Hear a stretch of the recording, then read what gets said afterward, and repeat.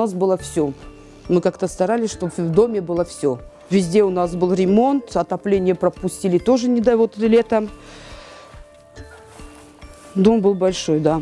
Яркая вспышка. И все, что нажито непосильным трудом, превратилось в пепел. Без крыши над головой семья Тидеевых осталась в канун Нового года.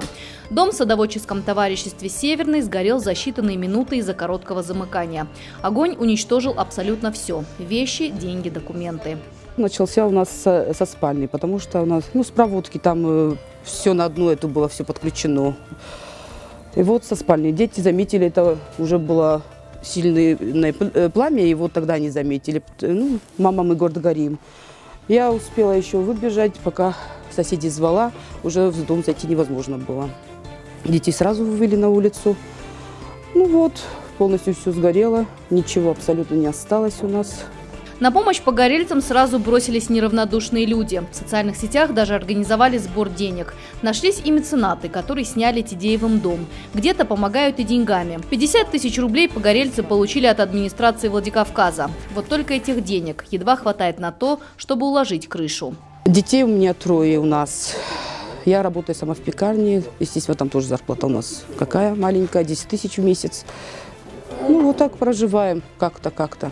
Есть и те, кто не вошел в положение семьи Тидеевых. За изготовление новых паспортов заставили заплатить штраф по 1500 рублей за каждого члена семьи.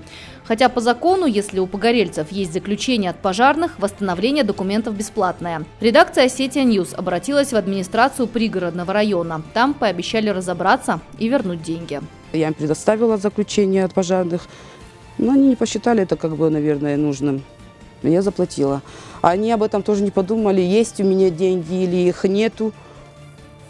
Но соседи, люди помогли, то, что помогли и деньгами, и вещами.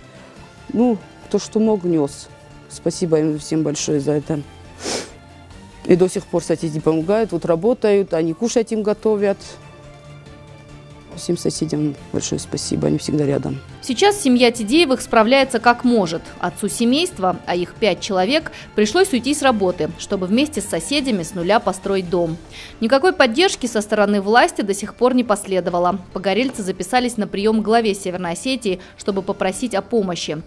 По словам Тидеевых, Вячеслав Битаров – их единственная надежда на то, чтобы поскорее всей семьей вернуться в свой дом. Елена Черенкова, Савелий Зангиев, Осетия Ньюс.